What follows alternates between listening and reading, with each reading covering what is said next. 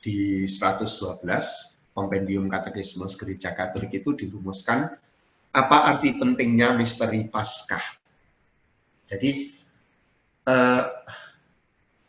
kita memahami dulu pertanyaan itu. Penting enggak misteri Paskah itu?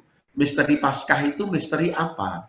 Misteri sangsara, wafat, kebangkitan, kenaikan Yesus dan kebangkitan dan kenaikan Yesus ke surga. Ini penting gitu loh maksudnya. Jadi pertanyaannya ini pentingnya apa misteri Paskah itu? Nah, kita tahu misteri Paskah itu misteri yang mana? Misteri Paskah itu misteri sengsara. Sengsara Yesus itu misteri. Terlalu sulit untuk dijelaskan, misalnya Tuhan kok kalah, misalnya hal semacam itu yang sering terjadi. Tuhan kok mati. Ya. Ini beberapa hal yang bisa kita pertanyakan lebih lanjut, dan itu menjadi sebuah misteri bagi kita. Pentingnya apa? Karena sengsara, wafat, kebangkitan, dan pemuliaannya itu merupakan inti atau pusat iman kita. Pusat iman yang karena Allah merencanakan untuk menyelamatkan dunia. Yang sudah di situ ditambahkan yang sudah terjadi satu kali untuk selama-lamanya melalui sengsara, wafat, kebangkitan itu tadi, gitu loh. Jadi maksudnya itu karena ketika kita membaca sendiri itu kadang-kadang agak kesulitan, maka ini bukan sesuatu yang hebat, tetapi kita hanya belajar untuk memahami pertanyaan dan memahami isi. Lalu ketika teman-teman ada kesulitan-kesulitan tentang rumusan itu, ya tinggal menanyakan saja. Kira-kira itu, saya berharap teman-teman bisa memahami rumusan dari Kompendium Katekismus Gereja Katolik itu. Arti misteri Paskah. Itu yang menjadi pertanyaan. Mungkin ada teman-teman yang mau bertanya, silakan. Nggak ada? Saya lanjut.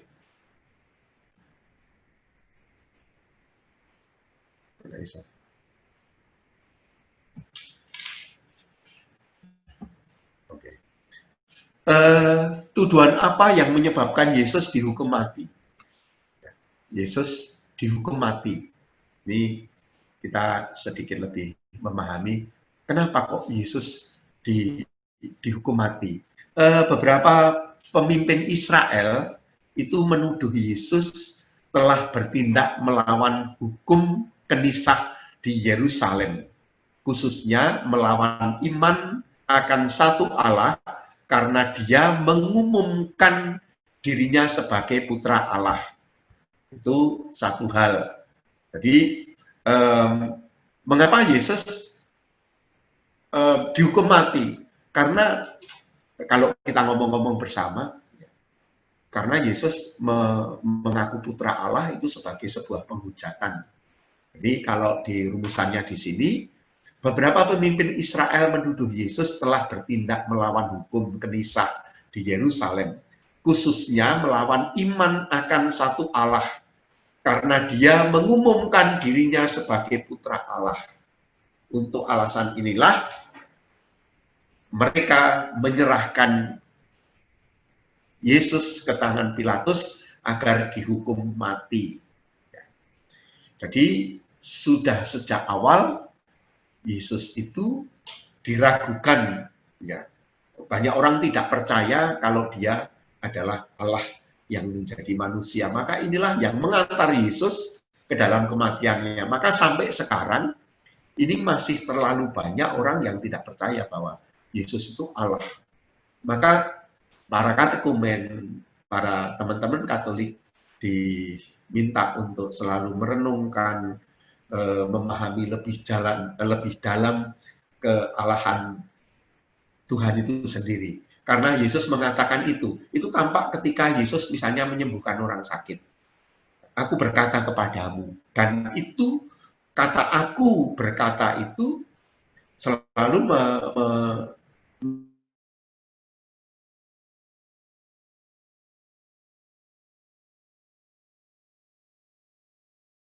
misalnya mengampuni, ampuni.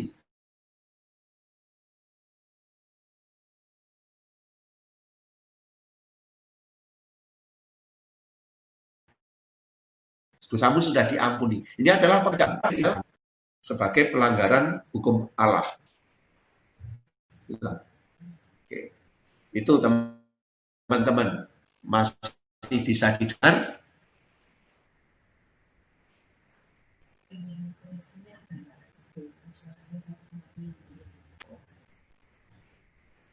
Oke. Agak tidak jelas ya suaranya ya. Jelas, Pak. Jelas, Pak. Jelas. Suaranya jelas. Oke. Di 114, bagaimana sikap Yesus sendiri terhadap hukum Israel? Sikap Yesus terhadap hukum Israel, hukum Musa, dan beberapa kitab suci sebelumnya. Yesus tidak menghapuskan hukum yang diberikan Allah kepada Musa di Gunung Sinai, tetapi menggenapinya dengan memberinya interpretasi definitif,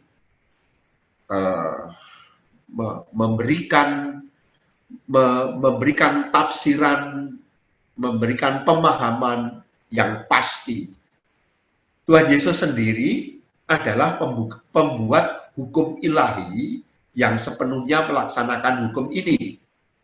Jadi kalau kita mau mundur sedikit, Yesus itu adalah firman, dan Yesus itu wahyu Allah, dan sekaligus dalam diri Yesus tampak iman, tampak jawaban terhadap pewahyuan Allah itu. Maka di poin yang berikutnya ini, Yesus sendiri adalah pembuat hukum ilahi yang sepenuhnya melaksanakan hukum ini. Ya, terlebih sebagai hamba yang setia, dia mempersembahkan korban satu-satunya yang mampu menebus pelanggaran-pelanggaran yang telah dilakukan selama perjanjian yang pertama.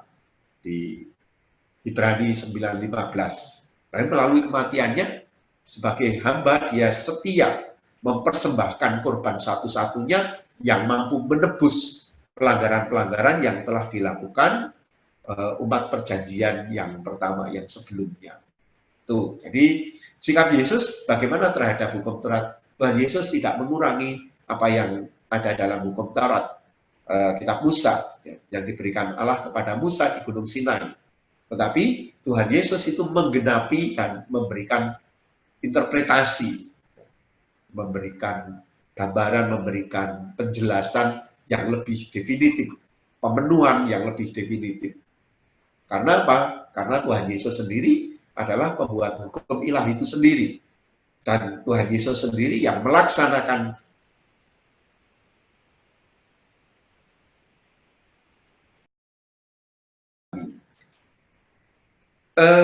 bagaimana sikap Yesus terhadap kenisah di Yerusalem? Tadi dikatakan bahwa Yesus itu melawan kenisah, pengajaran. Tetapi sebenarnya yang terjadi sebaliknya. Dia menghormatinya sebagai rumah Bapa, kenisah, sinagoga, rumah Bapa. Ya. Dia menghargai bahwa itu sebagai rumah Bapa di Yohanes 2:16. Dan di sana pula dia memberikan bagian yang penting dari ajarannya. Di mana itu? Di kenisah itu. Jadi di kenisah itu Yesus memberikan bagian yang penting dari ajarannya. Jadi masih ada korelasinya. Lalu Tuhan Yesus juga meramalkan kehancurannya dalam hubungan dengan kematiannya. Dan dia menyebut dirinya sendiri sebagai tempat tinggal definitif Allah di antara manusia. Robohkan kenisah ini, kan begitu. Dalam 3 hari aku akan membangunnya. Nah, ini sesuatu yang yang tidak bisa dipahami orang-orang pada zamannya. Maka ini sebagai juga bentuk penghujatan terhadap Allah sendiri. Karena bagaimana dulu orang membangun Kenisa itu berpuluh-puluh tahun, tetapi Yesus mau membangunnya dengan 3 hari. Mereka belum mengenal, belum memahami pada waktu itu yang dimaksud adalah dirinya sendiri itu sebagai Kenisa Allah yang definitif, ya, yang tidak bisa rusak, kurang lebih itu. Mungkin bisa dijelaskan Pak, Kenisa itu apa untuk teman-teman yang nggak tahu? Kenisa itu tempat beribadat, ya, rumah Bapa, sinagoga, gereja, bait Allah. Ya, Kenisa Allah itu bait Allah, di mana Allah itu tinggal. Itu pada waktu itu disebut bait Allah, Kenisa Allah. Yesus menyebut rumah Bapakku, ya, rumah Bapakku, dan Yesus mengatakan bahwa sebenarnya dirinya sendiri ini menjadi Kenisa yang definitif. Di situ dikatakan di kalimat terakhir itu, dia itu Yesus, Tuhan Yesus menyebut dirinya sendiri sebagai tempat tinggal definitif Allah. Jadi Allah itu tinggal secara pasti, definitif itu pasti, ya, dan tinggal di antara kita, di antara manusia. Ya. Allah itu tinggal di sekitar kita, dalam diri Yesus itu. Begitu, ada pertanyaan lain teman-teman? Kita hanya belajar dari rumusan-rumusan ini, membacanya. Teman-teman di rumah bisa membaca sendiri, mengulangnya, merenungkannya. Mungkin hari ini belum berguna, tetapi kalau banyak rumusan-rumusan itu digandeng dan kita memahami, pasti akan berguna bagi kita.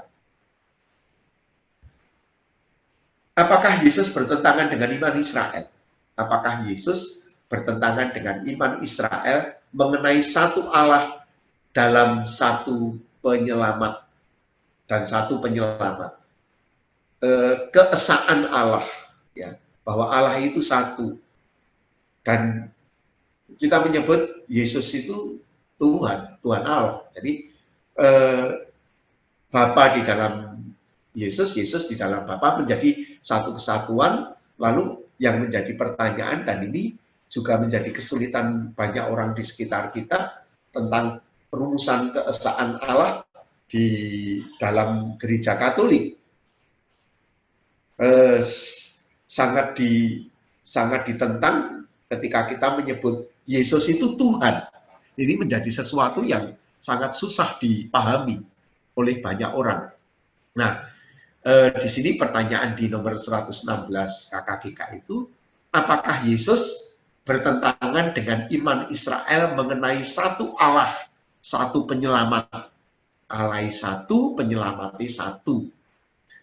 Dirumuskan di situ, Yesus tidak pernah menolak iman akan satu Allah.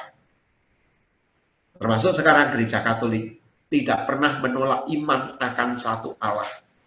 Bahkan tidak juga ketika dia melaksanakan karya ilahi yang memenuhi janji mesianis. Ya.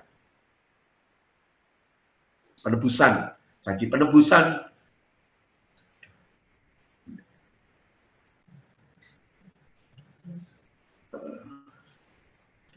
Lari semua.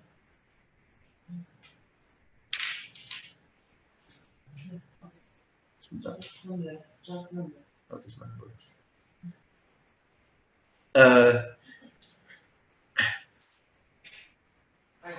Yang memenuhi janji mesianis dan mewahyukan dirinya setara dengan Allah, yaitu dalam pengampunan dosa. Tadi saya katakan, Yesus selalu mengatakan, pergilah dosamu diampuni.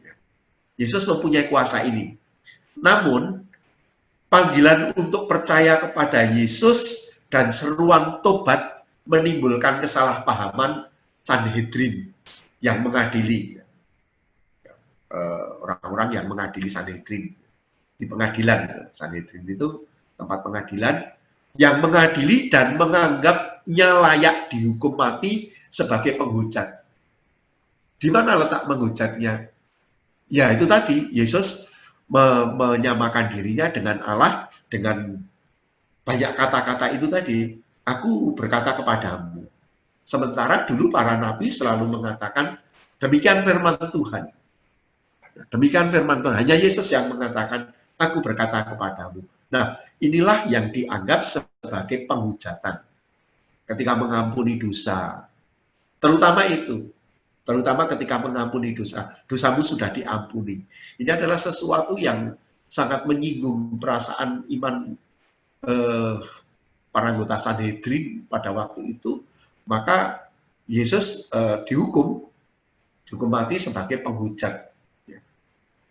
Itu yang dikatakan. Maka sebenarnya bahwa Yesus sendiri menolak bahwa tidak pernah menolak kalau pengajaran tentang iman satu Allah itu. Bahkan tidak juga ketika dia melaksanakan karya ilahi yang memenuhi janji mesianis, janji penebusan, dan mewahyukan dirinya setara dengan Allah, yaitu dalam pengampunan dosa. Nanti kita akan pelajari lebih lanjut tentang Trinitaris, tetapi ini sudah menjadi bagiannya, bahwa apa yang dilakukan oleh Yesus itu tidak bertentangan dengan, itu menjadi satu kesatuan Bapa, Putra, dan Roh Kudus itu. Saya kira itu teman-teman, bahwa Yesus tidak pernah menolak iman akan satu Allah itu. Siapa yang bertanggung jawab atas kematian Yesus? Nah ini. Siapa sih yang harus bertanggung jawab? Siapa yang harus bertanggung jawab terhadap kematian Yesus itu? Penderitaan dan kematian Yesus tidak dapat ditimpakan secara serampangan kepada semua orang Yahudi yang hidup pada zaman itu ataupun kepada keturunan mereka. Jadi tidak bisa kita menimpakan kesalahan kematian Yesus itu kepada orang Yahudi dan kepada keturunan orang Yahudi. Lalu kepada siapa? Setiap pendosa. Setiap pendosa. Yaitu setiap manusia. Betul-betul merupakan sebab dan alasan penderitaan sang penebus. Dan kesalahan lebih besar dalam hal ini jatuh kepada mereka, terutama pengikut Kristus yang semakin sering jatuh ke dalam dosa atau yang merasa senang akan keburukan dosa itu. Maka yang paling bertanggung jawab itu setiap manusia, setiap pendosa, termasuk kita sekarang ini yang menyebabkan, terlebih kita yang terus-menerus berbuat dosa dan merasa senang akan keburukan dosa itu. Senang terhadap keburukan dosa itu seperti apa? Melakukan tindakan-tindakan dosa yang terus-menerus diulang-ulang. Maka teman-teman ketika mengakukan doa tobat dengan mengatakan, aku berjanji dengan pertolongan rahmat-Mu untuk memperbaiki hidupku dan tidak akan berbuat dosa lagi. Artinya kalau kita mengakui dosa-dosanya, kita menyesal itu bukan menyesal sekarang mencuri, kemudian menyesal pengakuan dosa, besok mencuri lagi, mengaku dosa lagi, mencuri lagi. Ini bukan penyesalan. Ya, ini bukan penyesalan. Dan itu tidak bisa disebut sebagai sesal sempurna. Yang disebut sebagai sesal sempurna itu ketika kita melakukan dosa-dosa dan tidak berbuat dosa dalam tanda kutip yang sama lagi. Jadi dosa ketika sudah diakukan, kita memohonkan kepada Tuhan, mohon pengampunan, mohon rahmat, supaya mohon rahmat pertolongan agar mampu melaksanakan pertobatan dengan tidak berbuat dosa lagi. Itu kan yang seringkali kita katakan dalam doa tobat. Tuhan yang Maha Rahim, aku menyesal atas dosa-dosaku, sebab patut aku engkau hukum, terutama sebab aku telah menghina engkau yang maha murah dan maha baik bagiku. Aku benci akan segala dosaku dan berjanji dengan pertolongan rahmatmu hendak memperbaiki hidupku dan tidak akan berbuat dosa lagi, dosa yang sama lagi. Tuhan, ampunilah aku orang yang berdosa ini. Ini dalam doa tobat kan dikatakan begitu. Maka siapa yang bertanggung jawab atas kematian Yesus? Satu, bukan tidak bisa ditimpakan begitu saja kepada umat Israel dan keturunan orang Israel, tetapi yang kedua, setiap kita yang berdosa, itu yang ikut bertanggung jawab atas kematian Yesus. Lalu bagaimana? Ya bertobat, itu saja. Karena dosa-dosa kita masa kini pun itu ikut bertanggung jawab terhadap kematian Yesus di masa lalu. Bukan serta-merta ditebus, kita dibaptis, lalu kelak otomatis otomatis memang menjadi ahli waris Allah, ahli waris kerajaan Allah, tetapi tidak serta-merta langsung bisa ikut dalam keabadian di surga.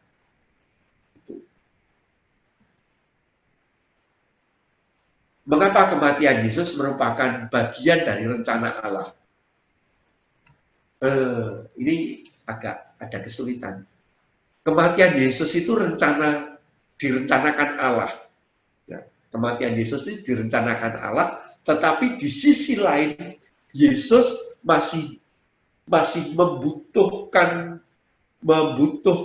jawaban dengan baptisan, ya. Itu Yesus mau melaksanakan karya penebusan.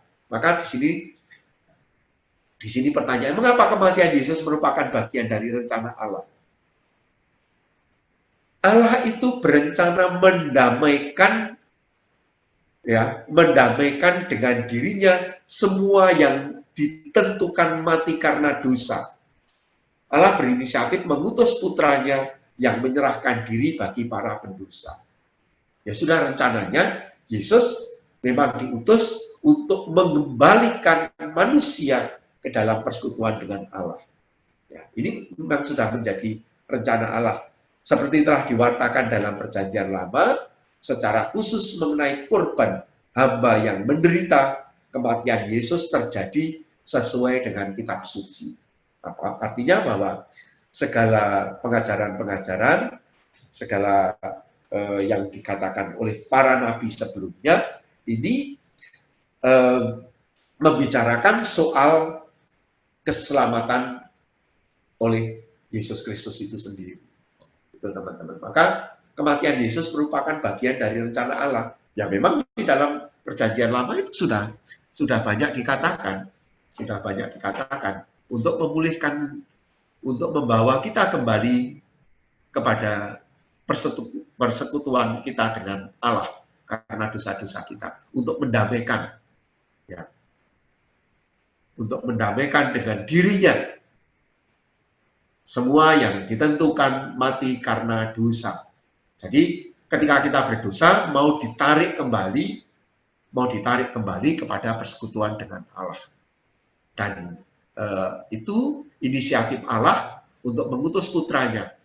Pahamnya begini, karena dosa manusia dicampakkan, manusia terlempar dari persekutuan dengan Allah. Tetapi sejak keabadian Allah berencana mau menarik kembali manusia itu masuk ke dalam persekutuan dengan dirinya. Maka Allah mengutus putranya untuk berinisiatif dengan mengutus putranya tadi untuk membawa pulang kembali manusia ke dalam persekutuan dengan Allah. Dan tidak tahu, teman-teman kalau rodok bingung di soal ini bisa menanyakan. Yang pertama-tama teman-teman mencoba membaca pertanyaan itu, lalu mencoba memahami iki pertanyaan apa sih? Yang pertama itu mengerti pertanyaan, yang kedua mencoba mencari poin-poin jawaban yang ada di sana itu apa. Jadi itu di Kompendium Katekismus Gereja Katolik di nomor 118.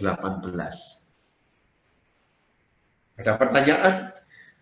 Kalau tidak, kita lanjut di 119. Dengan cara apa Kristus menyerahkan dirinya pada Bapa? Dengan cara apa Kristus menyerahkan dirinya? Galaksi C7 mau bertanya kan?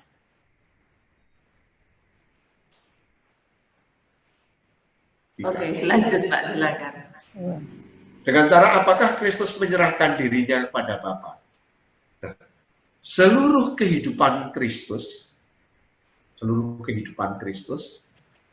dari lahir sampai kematian ini, seluruh kehidupan ini merupakan persembahan kepada Bapa untuk melaksanakan rencana penyelamatannya.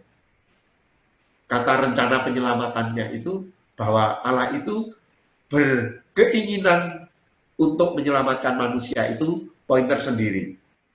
Jadi sementara Yesus itu seluruhnya itu dipersembahkan kepada Bapa untuk terlaksananya rencana penyelamatannya itu sendiri.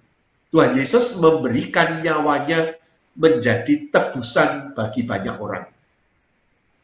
Ya, menjadi tebusan, menyerahkan nyawanya menjadi tebusan. Yang ini masih agak susah dipahami. Korelasi menyerahkan nyawanya lalu menjadi tebusan. Dan dengan cara ini Tuhan Yesus mendamaikan seluruh umat manusia dengan Allah.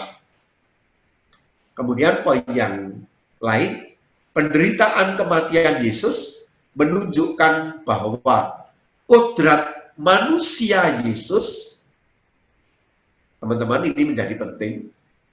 Jadi ini Allah, kok manusia?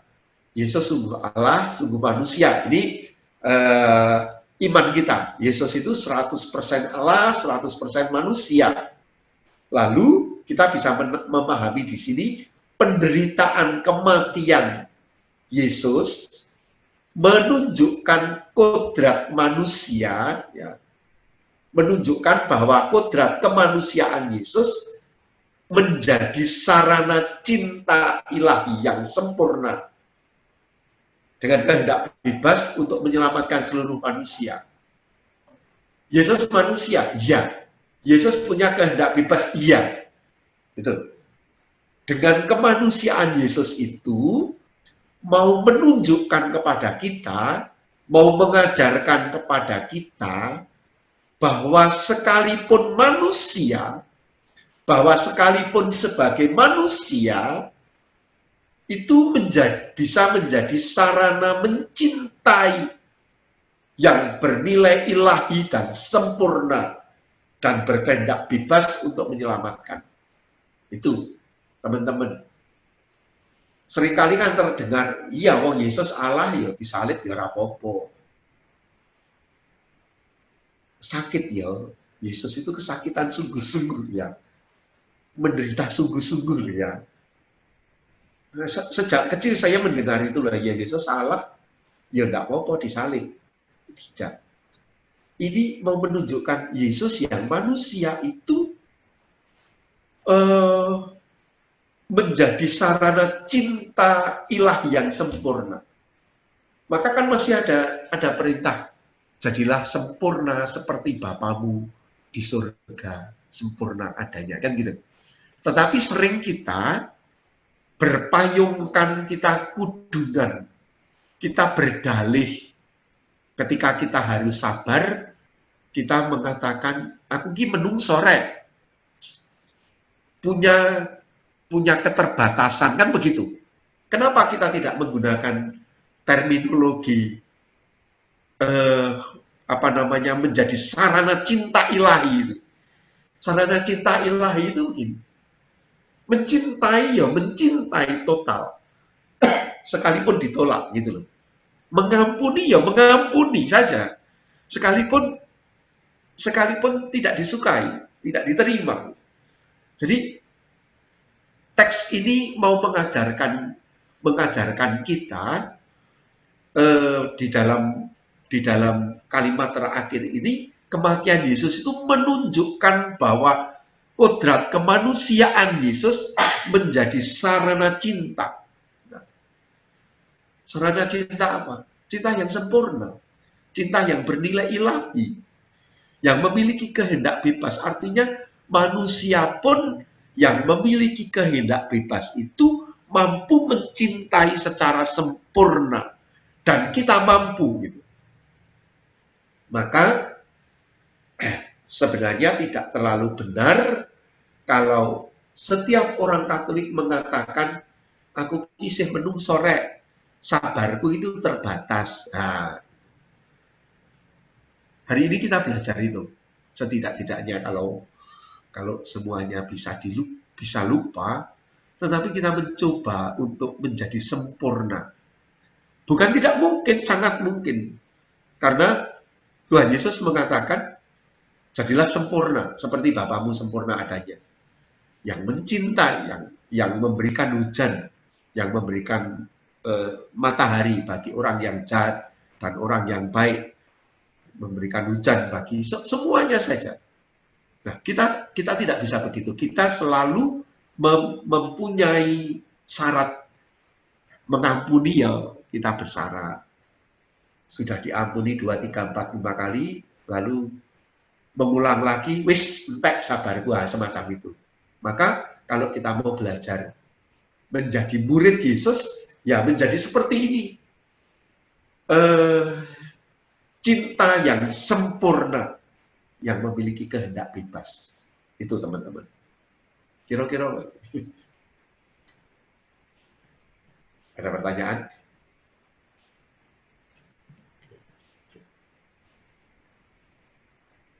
Tidak jelas.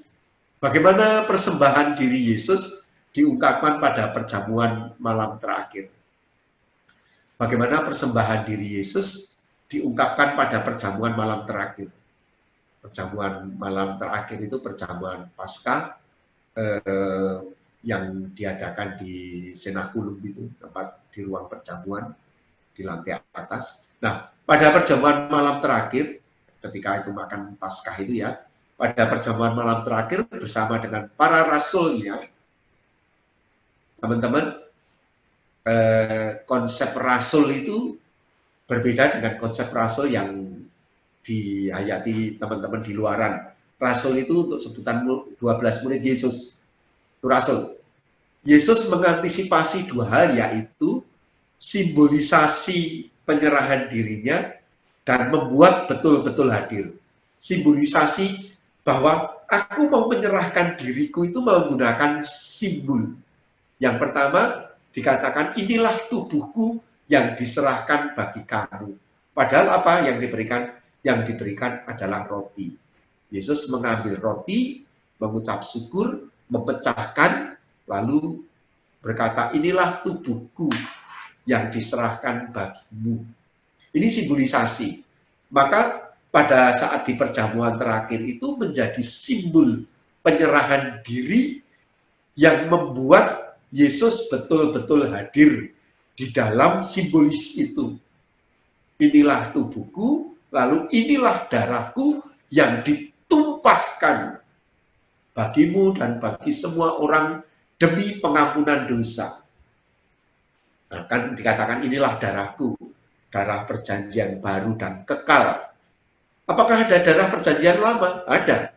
Darah perjanjian lama itu darah dari seekor domba yang disembelih ya, sebelum pembebasan umat Israel keluar dari Mesir, itu diminta untuk menyembelih seekor domba jantan yang berumur 1 tahun, kemudian darahnya dioleskan dalam pintu, tiang pintu. Lalu darah itu yang menyelamatkan semua sulung Israel. Dan sekarang kita lihat, ya, kita lihat di sini darah perjanjian baru itu darahnya Yesus sendiri yang disimbolisasikan dengan anggur. Yesus mengambil anggur, tetapi mengedarkan, mengatakan minumlah, inilah darahku yang ditumpahkan bagimu dan bagi semua orang demi pengampunan dosa. Ini simbolis, ya, simbolis. Jadi bagaimana persembahan diri Yesus diungkapkan dalam perjamuan terakhir, ya, yang kalau di dalam Paskah itu di Kamis Putih itu, ya. Ini simbolisasinya di situ. Roti dan anggur menjadi simbol tubuh dan darah Kristus yang sungguh-sungguh menghadirkan Kristus sendiri, menghadirkan dirinya sendiri. Nah, dalam sakramen Ekaristi yang kita lakukan keseharian itu, setidak-tidaknya sekurang-kurangnya tiap mingguan, ini sebagai kenangan akan dikorbankannya dan menetapkan para rasul itu sebagai imam-imam perjanjian baru. Ya, menetapkan, imam itu ditetapkan. Orang tidak bisa madeg dirinya sendiri menjadi imam. Meskipun teman-teman bisa menirukan misa, ya, bisa menirukan perayaan Ekaristi ya, di hari Minggu itu, bisa jadi lebih bagus suaranya, bisa jadi lebih mengena renungan homilinya, tetapi tidak bisa dilakukan karena dalam perayaan Ekaristi itu menetapkan para rasul sebagai imam perjanjian baru untuk menghadirkan, untuk mengenangkan kembali itu, tetapi kenangan itu sekaligus menjadi korban tidak berdarah, ya, korban kenangan yang tidak berdarah, yaitu di dalam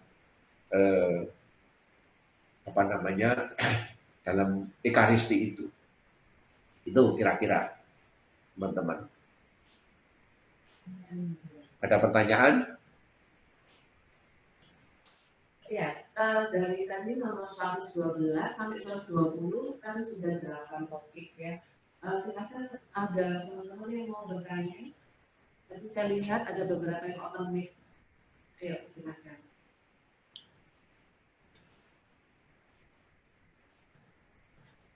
Ada? Oke. Kalau tidak ada, kita lanjut di 121 itu, ya. Apa yang terjadi pada sakrat maut di Taman Getsemani? Apa yang terjadi ketika Yesus dalam berdoa di Taman Getsemani, kemudian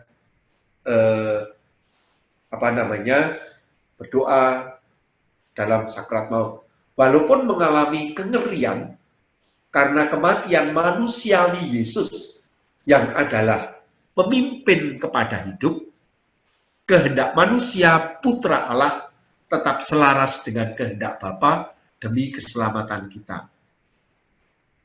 Penjelasannya gitu. Meskipun tahu menderita, tetapi dia tetap setia, gitu. Jadi di situ dikatakan walaupun mengalami kengerian karena kematian Yesus yang adalah pemimpin hidup, banyak orang mengatakan nggak bisa, nggak mungkin. Para murid pada waktu itu juga berpikir tidak mungkin Yesus kan. Petrus misalnya. Petrus misalnya, seakan-akan kamu tidak pernah akan ada yang menangkap. Maka dia mengambil pedangnya ketika Yesus ditangkap. Tetapi Yesus rupanya juga mengalami kematian yang sebenarnya bahwa Yesus itu pemimpin kepada hidup.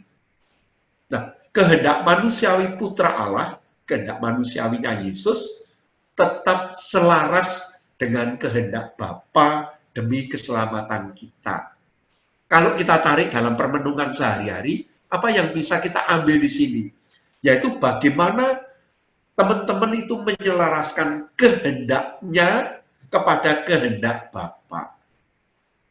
Nah, ini kalau mau berkatekese, banyak hal yang bisa disampaikan, sebab banyak orang merasa bahwa sudah hidup baik, sudah berkorban, ya, sudah menjalankan semua kehendaknya, tetapi kok masih menderita.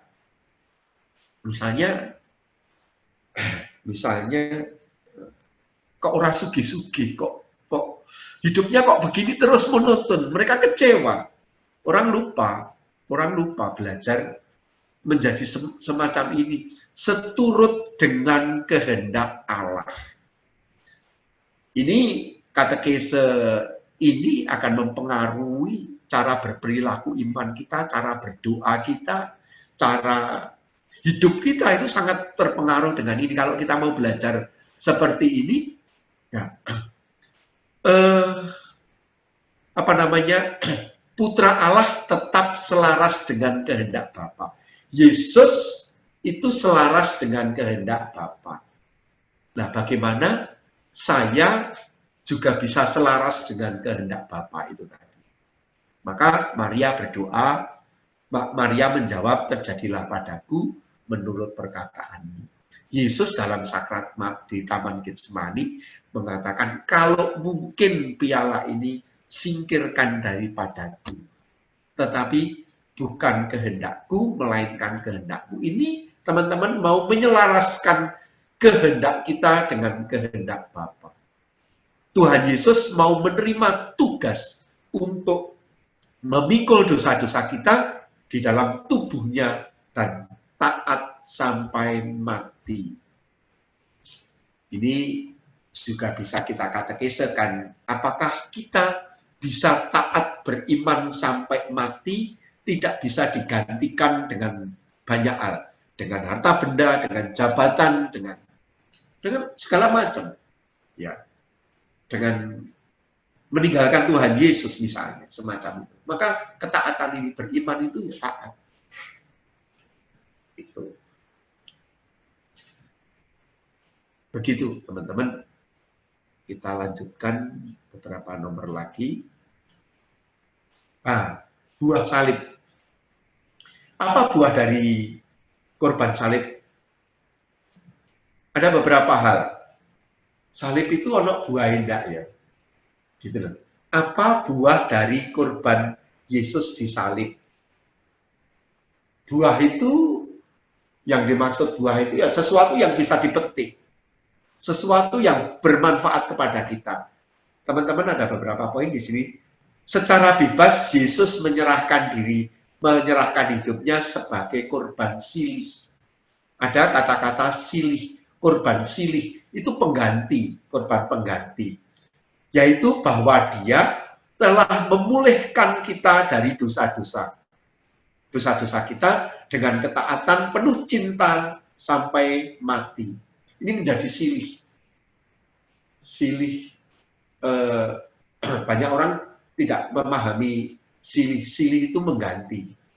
Mengganti itu, misalnya kalau suami istri atau orang yang sedang berpacaran lalu berbuat salah, kemudian yang satu merasa memang telah berbuat salah, lalu menjadi taat, menggantinya dengan kebaikan-kebaikan, mau mengantar meskipun capek, mau berbuat ini itu meskipun susah, ini menjadi silih.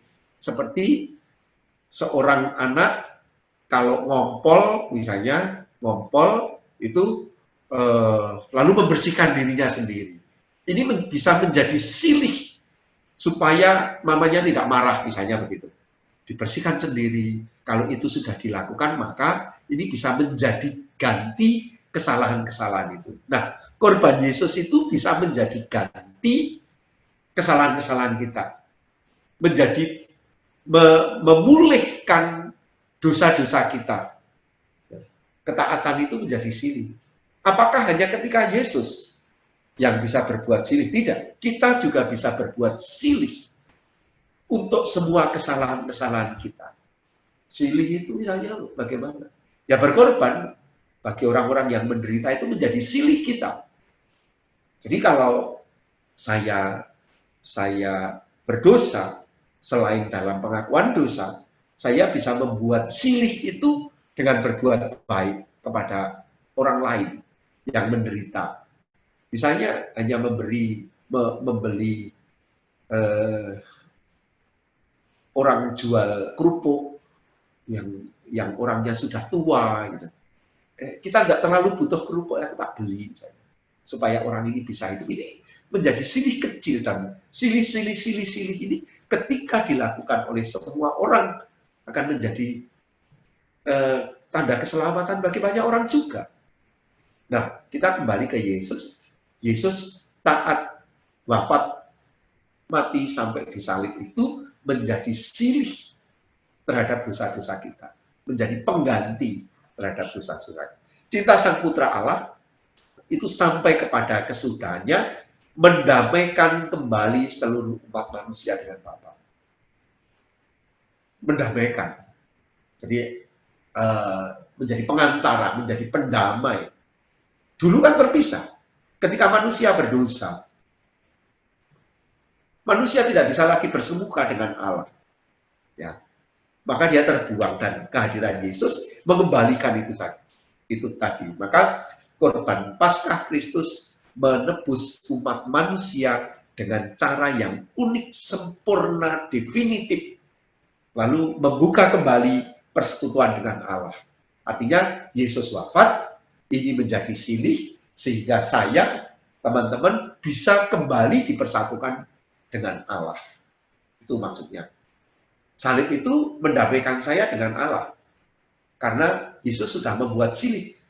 Kematian Yesus itu menjadi silih pemulihan relasi kita kepada Allah karena dosa-dosa kita.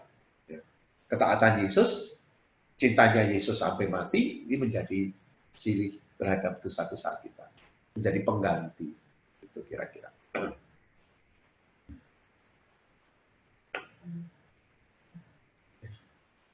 Ya, kita berikan lagi kesempatan untuk bertanya.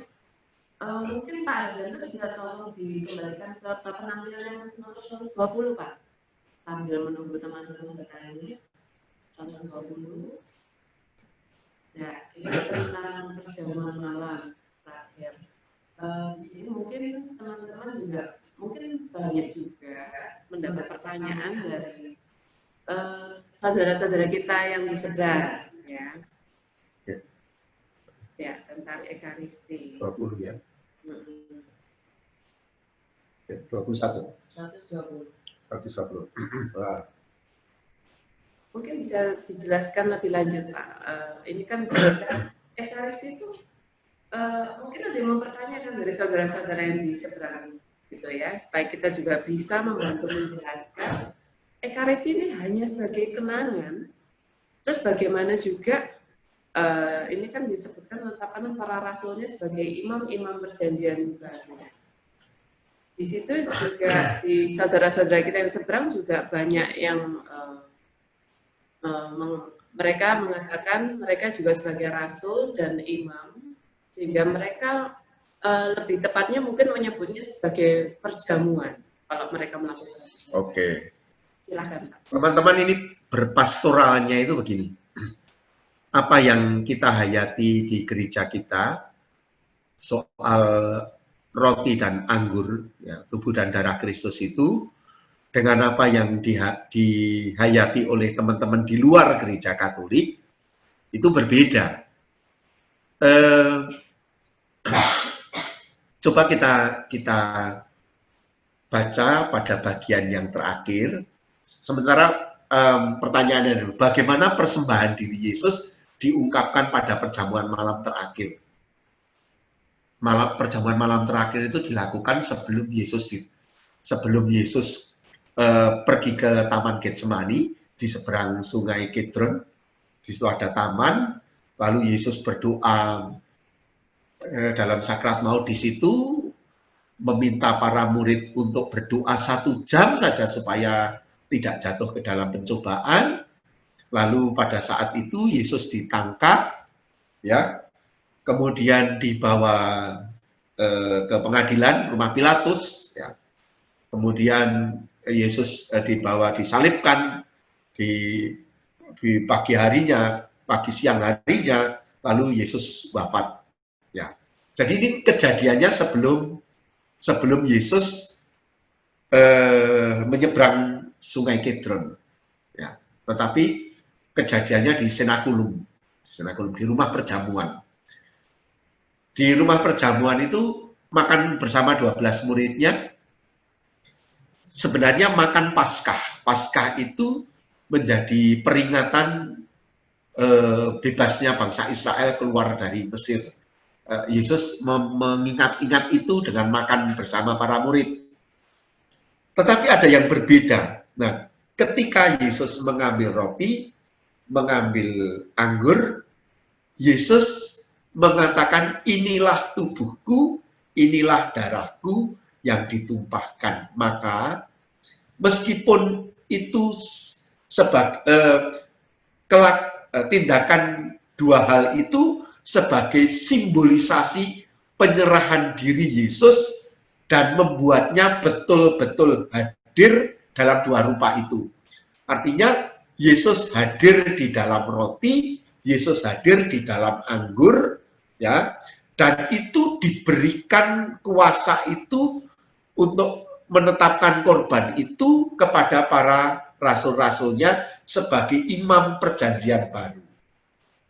Jadi untuk menghadirkan, maka sekarang ini pengajarannya ada transubstansiasi. Roti yang sudah dikonsekrir, anggur yang sudah dikonsekrir, itu hakikatnya bukan lagi roti dan anggur, tetapi tubuh dan darah. Oleh sebab itu cara memperlakukan juga berbeda. Ini bukan hanya roti biasa, ini bukan hanya anggur biasa, tetapi ini sungguh-sungguh tubuh Kristus, sungguh-sungguh darah Kristus, dan Yesus Kristus hadir di dalam dua rupa itu. Ya, 100% hadir, Yesus hadir di dalam roti itu, 100% Yesus hadir di dalam darah itu, di dalam anggur itu. Maka perbedaannya yang menjadi pengajaran pokok, Yesus itu sungguh-sungguh hadir di dalam dua rupa itu. Maka dalam pengajaran disiplinernya bisa menerima satu rupa atau dua rupa, bisa menerima roti saja, bisa menerima anggur saja, dua-duanya Yesus hadir penuh. Sekalipun itu dicuil, cetek, satu roti dicuil, tetapi imam tetap mengatakan tubuh Kristus, bukan tetelan Kristus. Ya, jadi sekalipun itu dicuil-cuil, tetap tubuh Kristus utuh. Yang menjadi ajaran disipliner itu bisa diterima dengan tangan atau dengan mulut, bisa diterima satu rupa atau dua rupa, ya, bisa diterima anak kecil atau orang dewasa, itu ajaran disipliner. Tetapi yang menjadi ajaran pokok, kalau dalam roti itu Yesus hadir, dalam anggur itu Yesus hadir. Sementara di teman-teman yang bisa menghadirkan itu diberikan kuasa kepada para rasul sebagai imam-imam perjanjian baru. Para rasul dan para penggantinya tentu saja. Kalau teman-teman bukan pengganti para rasul, dalam konteks ini yang menjadi pengganti para rasul itu uskup. Para uskup itu pengganti para rasul, dia sebagai imam dan dibantu oleh para imam-imam diosesan dan imam-imam yang lain, ya, imam projo, imam-imam kongregasi itu dia ditahbiskan untuk mengambil bagian dari tahbisan uskup itu sendiri. Oleh sebab itu yang berwenang untuk menghadirkan tubuh dan darah itu ya para rasul, dan para rasul yang adalah imam yang ditunjuk Yesus, dan para imam itu digantikan terus menerus sampai hari ini. 12 murid, kemudian para penggantinya terus menerus dari Santo Petrus kepada Romo Thomas hari ini, Romo Eka hari ini. Jadi kalau dirunut, Romo Eka dulu ditahbiskan siapa ditahbiskan siapa, dan seterusnya sampai ujungnya bahwa dulu mereka adalah ditahbiskan para rasul, gitu. Imam-imam yang awali, Jadi para imam itu mengambil imamat perjanjian baru karena ditetapkan oleh Yesus kepada para rasul dan para pengganti-penggantinya. Oleh sebab itu, kalau Harjanto sudah tidak suka di gereja Katolik, lalu membuat gereja sendiri, mungkin laris. Apakah teman-teman percaya saya yang berpakaian imam seperti itu, kemudian mengkonsekrir ya seperti dalam doa syukur agung itu, inilah tubuhku, inilah darahku, lalu membagikan kepada teman-teman. Pertanyaannya, apa percaya? Saya yakin tidak percaya, karena itu hak para imam yang bisa begitu, itu para imam. Kenapa hanya para imam? Karena Yesus yang menetapkan para rasul dan para penggantinya. Sementara yang lain-lain itu mengangkat dirinya sendiri. Dan perbedaannya, teman-teman, mohon maaf, di luar gereja Katolik, di gereja-gereja Surabaya yang tidak Katolik itu, tidak enak yang disebut imam. Disebut imam karena mempersembahkan. Mereka disebut gembala, disebut pastor, ya boleh. Tetapi tidak bisa disebut imam. Karena tidak pernah ada persembahan, tidak pernah ada kurban di dalam perayaan, di dalam hari Minggu mereka. Mereka itu menetapkannya dengan perjamuan kudus. Mereka menetapkan dengan bukan perayaan Ekaristi. Di dalamnya tidak ada. Meskipun di sana ada perjamuan, ya, perjamuan makan-makan, perjamuan kasih, mereka makan roti dan anggur. Tetapi itu tidak ada kehadiran. Untuk itulah, sebab itulah, maka teman-teman yang dari gereja di luar gereja Katolik, kalau mau menjadi Katolik, diterima dulu supaya masuk dalam persekutuan gereja para rasul. Ya, diterima dulu. Meskipun mereka ada perjamuan, tetapi tidak ada kehadiran. Kalau di dalam gereja Katolik, ada kehadiran dalam roti dan anggur itu. Terutama di dalam roti, kalau tidak habis dibagi, maka disimpan di tabernakel. Oleh sebab itu, teman-teman setiap kali bisa datang ke gereja untuk beradorasi, untuk berdoa di sana. Tanyakan teman-teman yang lain, teman-teman Kristen misalnya. Ada enggak mereka ke gereja untuk berdoa? Enggak ada. Tidak ada. Tidak ada kebiasaan itu. Kalau tidak ada acara, mereka tidak akan duduk di dalam gereja berdoa sendiri. Tidak mungkin. Tetapi kita duduk di dalam gereja berdoa karena di situ Kristus hadir. Dalam rupa apa? Dalam rupa tubuh Kristus. Dalam rupa roti tadi. Sementara di sana tidak ada kehadiran.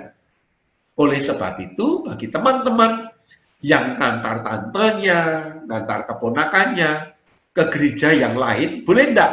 Boleh. Tetapi tidak dibenarkan terlibat. Terlibat apa? Terlibat ikut makan. Ya ikut perjamuan itu. Enggak popo iki, podo ae. Tidak sama. Teman-teman di sana menerima dengan hati seperti dalam gereja Katolik ini, bahwa menghayati ini sungguh-sungguh Kristus. Itu salah. Itu bukan Kristus. Dan itu bukan karena saya yang mengajarkan, dan itu ajarannya mereka. Oleh sebab itu, andai kata dalam proses perjamuan suci itu ada roti yang sisa di meja, disaponi, ya nggak apa-apa. Ada turah, maaf, misalnya ada turah, sudah tidak ada yang mau, bisa dikumpulkan, dibuang, tidak apa-apa. Karena memang itu tidak ada kehadiran Kristus dan berbeda dengan kita. Jadi, kalau teman-teman sudah Katolik, ke gereja Protestan boleh. Silakan kalau di sana mengantar. Yang tidak boleh apa? Yang tidak boleh apa? Ikut terlibat di dalam perjamuan itu. Mengapa? Karena beda yang dimaksud. Dan sebaliknya, teman-teman yang belum dibaptis, ya, atau yang sudah dibaptis di sana ke gereja Katolik, lalu ketika komuni ikut komuni boleh tidak? Tidak boleh. Mengapa? Karena belum masuk dalam persekutuan yang pertama. Kemudian yang kedua, dalam hatinya, dalam imannya, oh iya hanya kenangan. Tetapi bagi kita kenangan itu tetap kehadiran sungguh-sungguh Tuhan kita sendiri. Saya kira itu yang bisa dijelaskan, kecuali kalau teman-teman masih ada yang bertanya, silakan. Masih ada yang bertanya, teman-teman? Ini menarik Pak, karena saya pun juga pernah dicurhati sama teman-teman yang sering terlibat dalam pertemuan ibadat eukumene, jadi yang campur antara Katolik. Saya makan dulu. Oke, ada pertanyaan tadi? Ada yang open mic?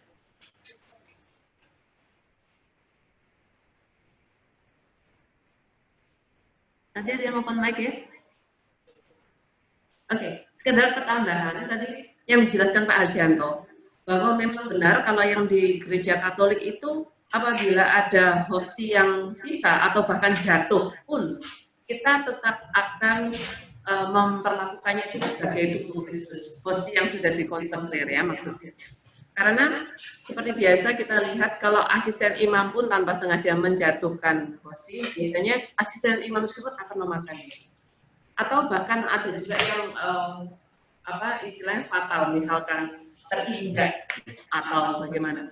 Itu pun tetap akan dikumpulkan supaya bisa ditempatkan di ada sumur-sumur suci. Nggak ada cocok. Teman-teman, baterai saya sudah mau habis tapi nggak ada colokan. Nggak apa-apa, nanti kalau ini mati pindah di sana. Itu ada pertanyaan lagi. Cek, ada sesuatu tadi waktu aku ngambil itu. Selamat siang, Pak. Ya. Saya tidak ada pertanyaan, hanya kadang-kadang mungkin sosialisasi ke lingkungan kurang ya Pak. Jadi sehingga ketika asisten imam itu membawa hosti, mereka ya jalan seenaknya gitu aja, tidak seharusnya berhenti dan menghormat. Nah itu kelihatannya mungkin kurang sosialisasinya. Jadi kadang-kadang ya jalan aja nelunyur gitu. Masih banyak saya temui umat yang seperti itu, gitu loh Pak. Jadi memang harus ada sosialisasi, terutama mungkin yang baru dibaptis ya, yang baru itu. Jadi tidak hanya romo, jadi meskipun asisten imam, ketika membawa hosti, ya kita harus tetap hormat, gitu loh Pak. Terima kasih. Oke, nah, tugas sharing. Ini tugas teman-teman yang di tim katekese, ketua lingkungan, wilayah, ya bagaimana memberikan katekese kepada sebanyak mungkin orang, gitu. Maka perlulah belajar ini, gitu, supaya bisa meneruskan. Saya tidak mungkin mengajarkan semua pada semua umat. Iya. Maka teman-teman ini ada banyak calon baptis. Aku mau makan. Apa? Tadi dari saudari Nathan Chandra ya, silakan diulang Pak jelas katanya.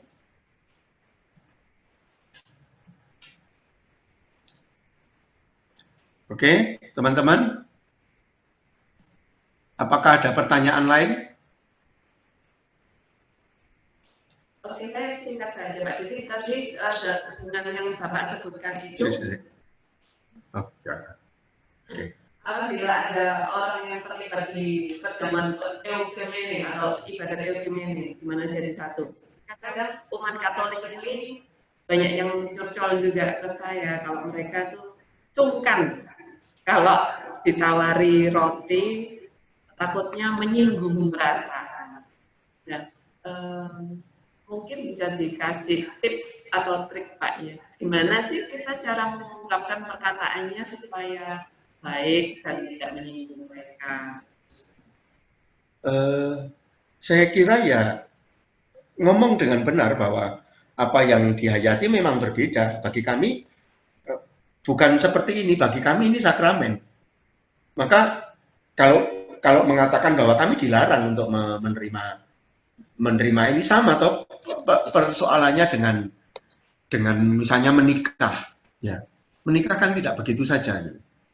Tidak begitu saja, dan juga sebaiknya harus menjadi pengertian juga bagi teman-teman Protestan, bukan sesuatu yang buruk. Ini bukan sesuatu yang buruk bagi saya. Jadi kalau ada teman Protestan, apa bedanya? Dan saya sering mengatakan itu kepada calon manten yang Kristen, yang ini saya ngomong di soal ini. Saya kira tidak apa-apa, karena ini memang pengajaran kita, bukan sesuatu yang harus ditutupi. Gitu. Sama, bagaimana kita bisa bersikap seperti teman-teman Muslim misalnya ngomong poso kepada orang yang tidak berpuasa, ini sudah mati.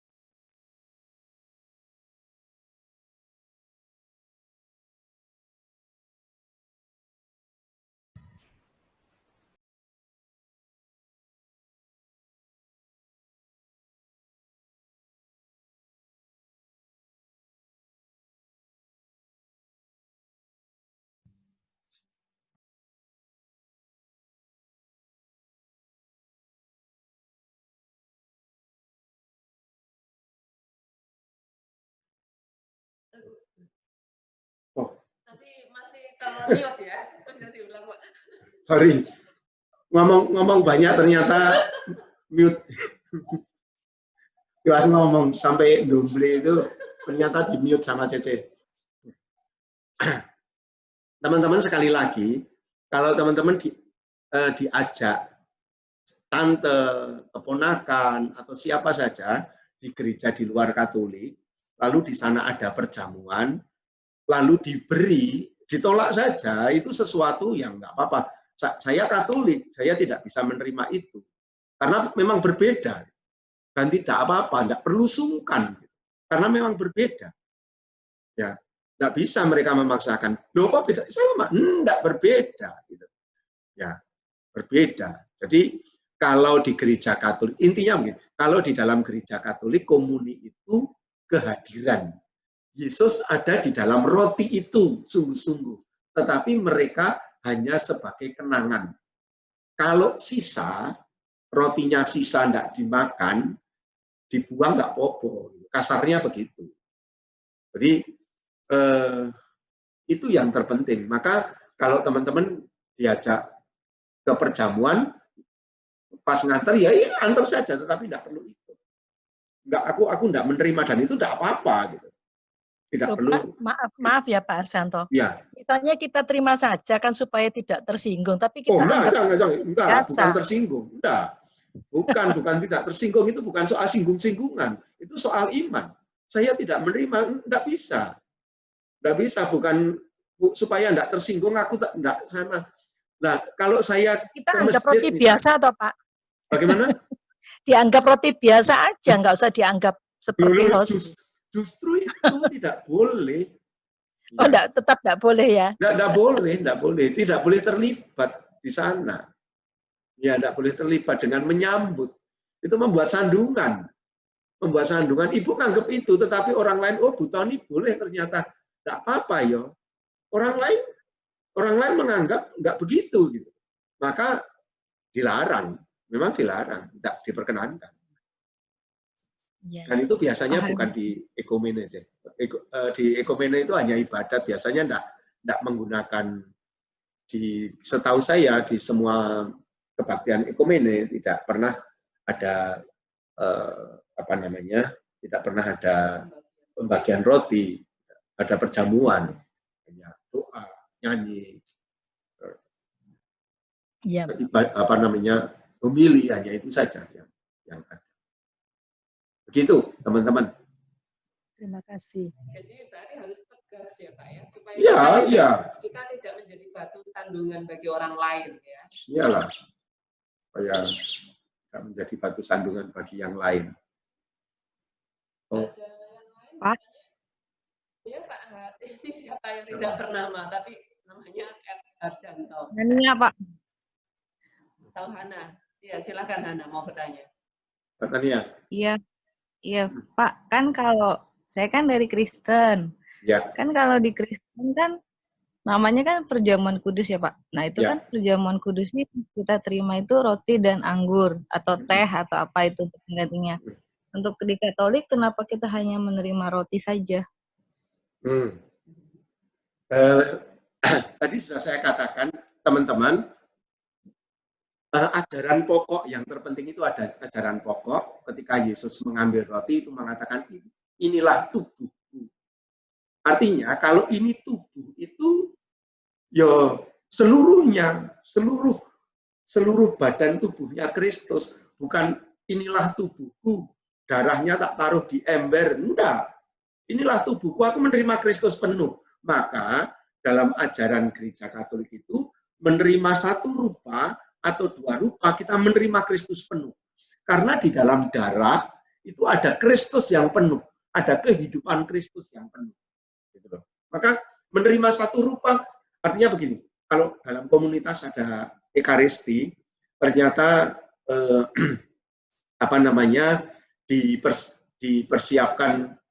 dipersiapkan rotinya kurang, yang hadir 100 hanya disiapkan 75 misalnya. Lalu dibagi-bagi sudah dicuil-cuil habis. Tetap tidak cukup, kurang 3 orang, gitu ya.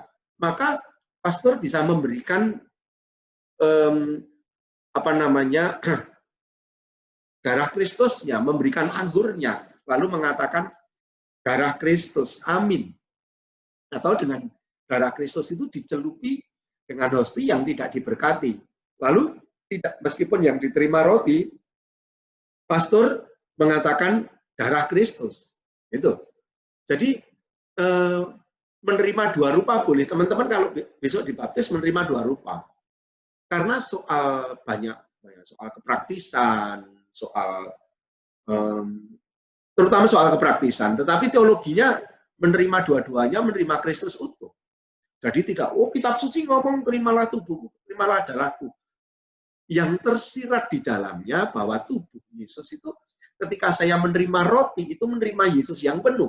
Ketika menerima anggur itu menerima darah Kristus, hidup Yesus yang penuh. Maka menerima 1 rupa atau 2 rupa, itu ajaran disipliner. Dengan tangan atau dengan mulut. Teman-teman, maju Ekaristi, tubuh Kristus lalu melet, diberi. Boleh. Ya, diberi 1 rupa atau 2 rupa dengan tangan atau dengan mulut, anak kecil atau orang dewasa. Misalnya di paroki Ngagel kelas 4, lalu jangan menjadi bertengkar ketika ada di Lampung, lu nggonku kelas 3 wis entuk. Enggak, itu disipliner. Boleh saja, misalnya Ngagel yang boleh komuni anak SMP, boleh. Ya. Disipliner itu hanya bukan sesuatu yang pokok, tambahan gitu. Disipliner ini bukan sesuatu yang pokok. Nggak bisa misalnya Maria itu perawan, itu ajaran pokok. Ya, ajaran pokok. Terus ketika mengatakan ada sesuatu orang yang mengatakan rasa-rasanya Maria itu tidak perawan, ya salah, karena itu menyangkut ajaran pokok. Ajaran pokok tentang Ekaristi dalam roti Yesus hadir penuh, dalam anggur Yesus hadir penuh. Kehadirannya penuh. Itu bukan roti dan bukan anggur, tetapi tubuh dan darah Kristus, hakikatnya. Sehingga cara memperlakukan, saya tidak bisa memperlakukan ini sebagai roti, ini sebagai darah, sebagai anggur. Ya, misalnya memperlakukan roti, aku makan roti nganggo saus. Maka ketika komuni bawa saus, lototi dimakan. Tidak boleh. Karena bukan begitu caranya memperlakukan. Itu tubuh Kristus sendiri. Jadi tidak bisa bukan menjadi sesuatu yang keharusan harus roti dan anggur. Kalau sebenarnya kalau mau akal-akalan, mau menang-menangan, nah, dulu kan anggur, kenapa mau pakai Coca-Cola? Apalagi malah teh sisan. Dalam gereja Katolik itu sungguh-sungguh anggur murni, sungguh-sungguh roti murni. rotinya dari gandum, bukan dari telo. Ya, itu dari gandum, sungguh-sungguh gandum, bukan dari beras. Karena gandum nggak enak, tak ganti nganggo gaplek, nggak boleh. Sungguh-sungguh. Jangankan itu, pembuatnya pun tidak bisa sembarangan. Oleh sebab itu teman-teman nanti kalau jadi fungsionaris di lingkungan, lalu biasa ada misa di lingkungan, lalu pergi ke toko rohani, di mana ada toko rohani, jual roti, jual anggur, beli di situ. Saya ngomong jangan, karena tidak dijamin bahwa itu roti murni, roti sungguh-sungguh dari gandum. Sekalipun di sana ada anggur perjamuan, kan begitu. Itu belum tentu anggur. Maka tidak boleh. Maka teman-teman kalau menjadi fungsionaris lingkungan, mau ada misa, anggure gratis, oh gereja. Jangan beli. Jangan beli di luar-luar, karena tidak dijamin bahwa itu sungguh-sungguh roti dari gandum dan anggur dari anggur, dari buah anggur. Bisa saja fermentasi dari buah dondong atau salak atau yang lain-lain bisa. Ya, meskipun bahkan saya menemukan itu banyak di pos sarang ditulisi anggur perjamuan. Saya memikir tidak ada gereja Katolik yang beli anggur perjamuan di pos sarang itu karena tidak biasa dijual, mencari anggur di sembarangan. Saya kira itu menjadi penting.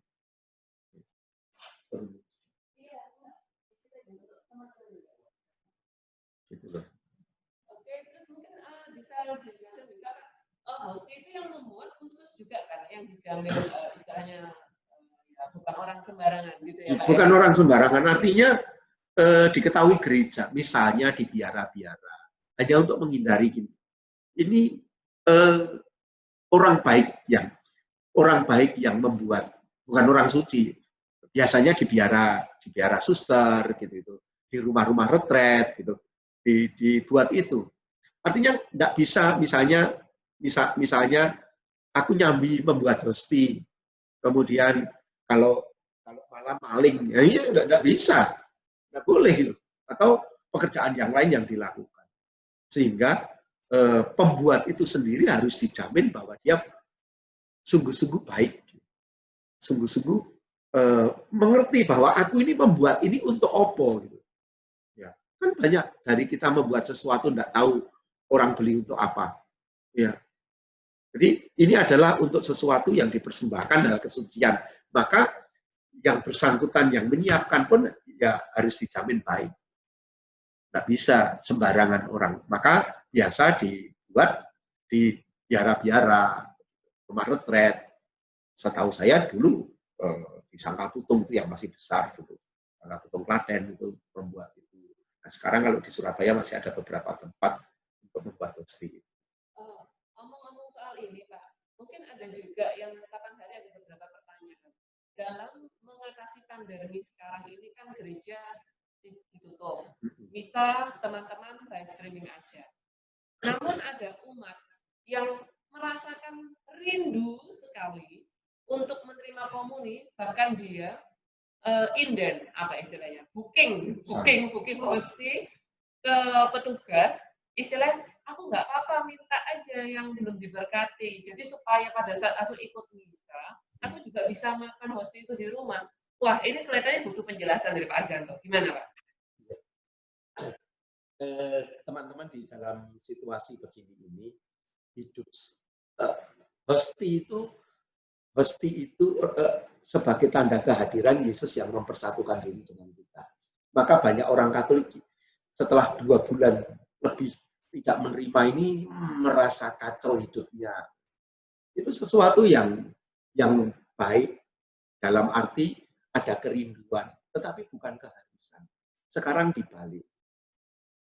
Kamu setiap minggu bisa menerima hosti dengan baik, saleh. Tetapi kamu tidak adil terhadap pembantumu. Kira-kira di mata Tuhan dibenarkan yang mana? Yang berbuat adil, yang makan hosti setiap hari, setiap minggu, atau tidak adil terhadap pembantu? Misalnya kejam, misalnya semena-mena, misalnya tidak memberikan gaji yang menjadi haknya. Kira-kira di mata Tuhan itu benar nanti. Maka teman-teman, menjadi suci, menjadi saleh, itu tidak harus dalam situasi ini, tidak harus menerima komuni. Tuhan hadir kepada banyak orang. Misalnya ada orang jual kerupuk, sudah rentah, nggak laku, orang takut beli karena corona, gitu. Dan orang tua itu makannya hanya dari situ. Bisa enggak kita menolong dengan membeli? Ya, membeli apa yang dia jual. Saya kira lebih suci itu daripada menerima komuni. Saya tidak mengatakan bahwa komuni tidak berguna. Tetapi dalam konteks ini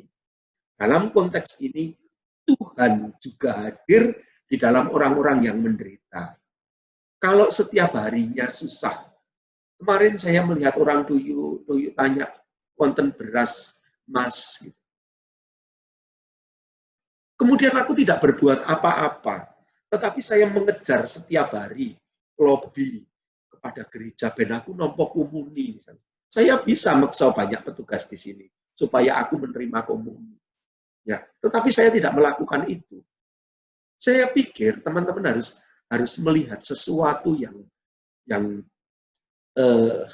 beriman lebih real gitu. Ke depan beriman itu akan berubah. Kesalehan itu bukan diukur dari banyaknya komuni yang kita terima, kusuknya kita ke gereja. Tetapi bagaimana saya terlibat dalam kehidupan yang konkret. Tentu harus balance, ya. Karena sekarang tidak bisa, ya sudah. Dan kita harus taat. Jangan seperti orang-orang lain. Kok ini beragama, ini justru berdoa supaya COVID tidak ada. Kok dilarang? Enggak. Ini haknya pemerintah. Maka memberikan kepada pemerintah yang menjadi hak pemerintah, memberikan kepada Tuhan yang menjadi hak Tuhan. Haknya Tuhan apa? Haknya Tuhan itu menolong orang-orang yang miskin itu. Dan kita lakukan. Suci itu bisa begitu. Memberikan pekerjaan bagi orang yang tidak memiliki pekerjaan. Memberikan makan bagi orang yang tidak bisa makan. Dan justru di masa COVID ini, kita bisa menunjukkan iman kita yang baik terhadap mereka.